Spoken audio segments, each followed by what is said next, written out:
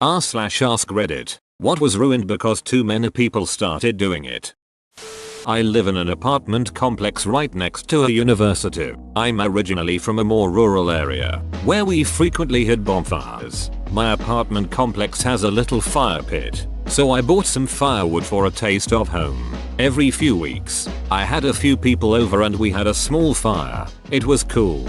Nobody was rowdy. We only burned wood, and we always cleaned up after ourselves. My neighbors eventually caught onto the fun and started having their own fires. Over time, the fire pit grew in popularity until someone was having a fire just about every weekend. Trash was being left all over the place. Beer bottles were tossed into the ashes, and noise became an issue. It escalated to the point that college students were coming over from their dorms, throwing decent sized parties, and even burning furniture. The police were called one too many times, and now the fire pit is filled in. To me, this is the most depressing comment here. Sorry for your loss.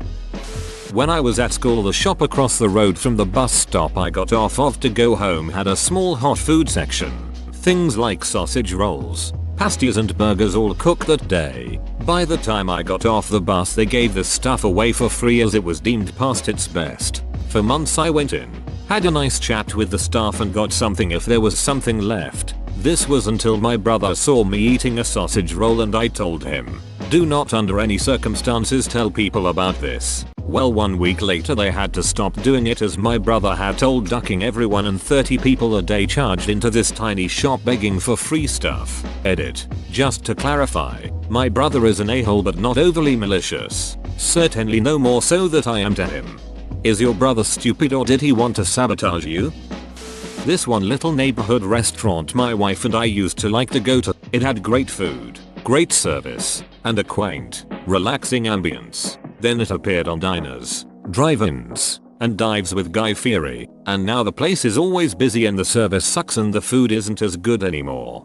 I used to go to the bakery on Cakebot about once a week with my girlfriend. We would grab like a cupcake or brownie or a pastry or something and split it. At first I thought it was cool that they were making a TV show about it. By the end of the first season, there was a 2-hour line to get in. We hardly ever went back. Maybe if we walked by at an off time and the line was super short we would go in. But it just got too crazy. Once a restaurant enters Flavortown, they are never the same again. Adblock. Now every website has a warning. It used to be a rare sight. Surprised that nobody has said eBay. There was a time when you could get genuine bargains. Now it's just a less practical version of Amazon. I bought an item recently from eBay that was $15 on eBay but $12 on Amazon. I don't have Prime and couldn't be bothered to try to meet their minimum, so I just paid the extra and bought it on eBay. The item arrived in 2 days in Amazon branded packaging, even with an invoice from Amazon inside. The seller just takes your money and buys the item for you as a gift using his Amazon Prime account. So yes, a less practical version of Amazon. Drop shipping.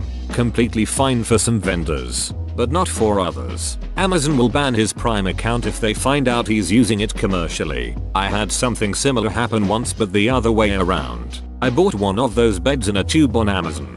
It shows up with a Walmart invoice stuck to it. The guy ordered it on Walmart's website for about $20 less than he charged on Amazon and had it shipped directly to me. LLB return policy and lifetime warranty on things that gets abused. This was the one I was looking for. Truly a shame people had to get that greedy. Buying storage auctions. I bow them for 25 years. It used to be that you could buy them for a reasonable price. You might even make a little. After the popular TV shows, there are too many people thinking that every locker will have hidden cash or jewelry. It is rare that you find something hidden of great value. I've quit buying them until the craze dies down. My family has a self-storage business and those shows have been great for us. Before, units wouldn't sell at auction and we'd have to pay someone to clean them out. Now we get hundreds of dollars for complete junk. There's a reason people don't come back for their stuff. It's not worth anything. Going to the gym at 1 AM. I just wanted the whole place to myself. I too go to a 24-hour gym. Are you telling me that it's actually busy at 1 AM? Every time I go to the gym there's this guy, calls himself Ego, always hogs the equipment I want to use and shows off by putting on more weight than I can properly lift. I've tried going on different times, but he's always there, hitting on women and being just obnoxious. The gym just ain't big enough for the two of us. Flying at early hours and SAPRA check. There's times where at 6-7 am the pre-check line is longer than the normal line. Flying in general, a significant percentage of people have no idea how to behave in a confined space with others around. Rule 1. Never share a hidden gem. Not with a friend or family member. Hell, maybe not even your dog who you think can keep a secret. At work I have a hidden bathroom. It's on a floor of the building that shuts down at 3 PM. I happen to know the elevator code being IT and all, and I work 1 PM to 9 PM usually. That means any shit I have to take I get a whole building floor to shit in peace in a super clean luxury bathroom. Going to Disneyland. Even on odd days and times the place is still packed and the best rides have 1 hour 2 hours wait to them. I've only been to Disneyland, Cali, once, which was 5 years ago, and really enjoyed it, although I live in Australia so it was something special. Driving. Can't get anywhere with this traffic now. There's just too many damn people. We need a new plague. My favorite toilet seat at the beach bathrooms. Yo, favorite stalls are literally the worst when you get there all excited to find drops of piss or it's unflushed. Definitely drones. I used to be able to fly in national parks until it was quickly outlawed because lots of people were doing it, but also being very obnoxious with it. One by one, idiots just kept making the news by doing things they definitely shouldn't have been doing with drones. Sooner or later, I had to get mine registered. Now there's all kinds of restrictions and limitations and it just makes it so frustrating to even bother anymore. I still feel like drones got big overnight. One day I see albino team black sheep on YouTube building FPV flying wings with cameras from all sorts of resources and flying through the Alps. Next day there's ready to fly drones everywhere. It's most apparent in TV, as now every small documentary has aerial footage.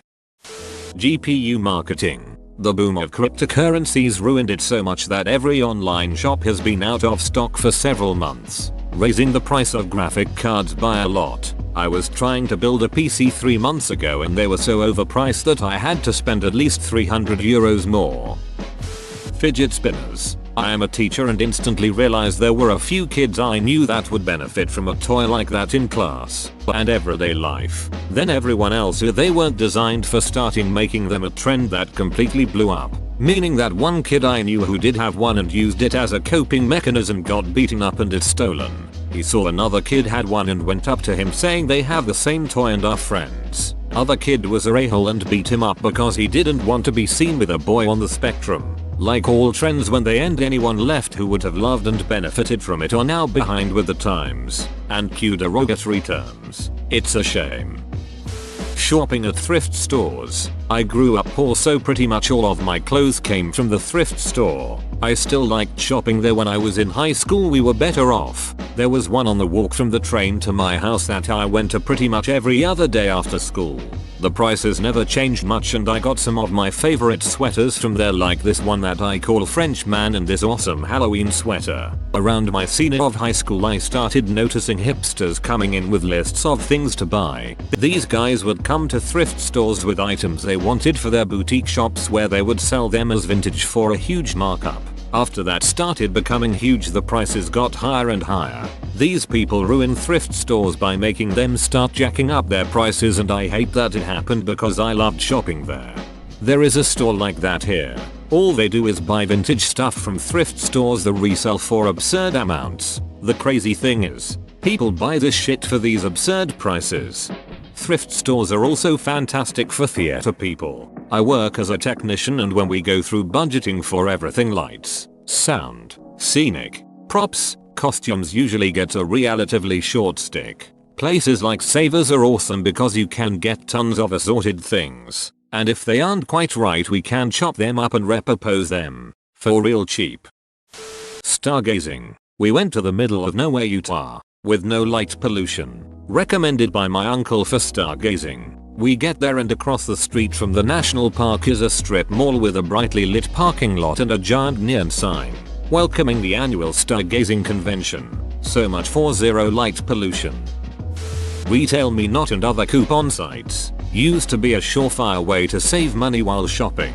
Nowadays I can't remember the last time I found a useful coupon code online.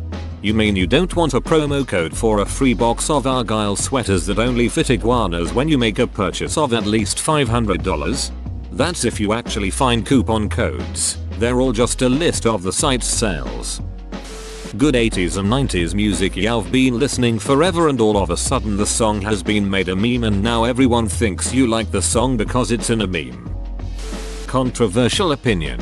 Traveling. Affordable airfare is really cool for average people looking to get out and see the world, but inevitably as a result many great places you dream of visiting are just trashy parodies of themselves. Beautiful places are overrun with trash, ugly buildings, and tourists. Such a shame. Damn tourists. Ruining my tourism. Chicken wings used to be super cheap before the damn wing craze. Also oxtails were cheap as hell just 5-7 years ago. Damn hipsters. You've just made me realize how long it's been since I've seen a 25-cent or 50-cent wing happy hour. Social media. For real, FB was better when it was college students only. Selfie sticks. I travel by myself a lot and the only good way to get some shots that include both my head and the background I want is with the aid of a selfie stick. I've had mine since they were made for point and shoot cameras, not cell phones. Had to order it from some e-store in Ukraine over a dozen years ago. Now a bunch of places have banned selfie sticks because idiots with their selfie sticks use them as weapons or to do stupid things like climbing up statues in museums to get a good angle for their Instagram. Strangers are not always the best photographers. So yeah, thanks for ruining my pictures, obnoxious selfie stick users. There was a vending machine in my dorm room that would kick out 2 sprites if you hit the button just right. It lasted about 6 months for a couple of us. Then one loose lip led to another and they fixed the machine. Loose lips steal sips. Rick and Morty. Yoga was a refuge from the mean girls and a place to build oneself up, and now it's just vapid undulating Lululemons and Shannons with their Land Rover and skinny fraps. I wish I would have not been such a vocal advocate for it. LPT. Never be a vocal advocate for something you love. The last thing you want is too many people doing it and ruining it. Moving to LA to make it in Hollywood. The most attractive people from every high school in every town were told they should be actors. Market is so saturated with young attractive talent that odds are your waitress has a pretty lengthy IMDb page and some serious college debt. Don't get me wrong. The beauty of this city and of the industry is that sometimes here the American dream is real and anybody can be the success story. But it's definitely not helping traffic, parking, or rent prices. Antibiotics. They were supposed to be the ultimate cure for bacterial infections, even though researchers were trying to warn everybody not to overuse them from day one. People did. Many started to take even the strongest ones like candy or gave them to animals for no reason. And now we have antibiotic resistant bacteria and we're looking at the possibility of a new population decimating plague. Emotional support animals. I know people love their dogs, but not all people love dogs. I love my dogs, and they do provide me with a ton of emotional support. That being said, I don't have such severe social anxiety I need their support to leave the house. I don't have night terrors or PTSD so severe that I can't leave her behind for a week while I go on vacation. I'm not so depressed that the calming and inspiring presence of my animals is what helps me get out of bed every morning. Emotional support animals are true heroes in some people's lives, but it's becoming more and more difficult for them to do their jobs. The more people take advantage of the gray area these animals fall into when it comes to service animals just so their furry friend can go everywhere with them, they create obstacles for the people who truly need the help of an animal for a debilitating emotional situation. Whoa, you made it to the end? You're a ducking beast. I'll cut you a deal. Smash like and subscribe for more curated content, bruh. It's free and that's a great price.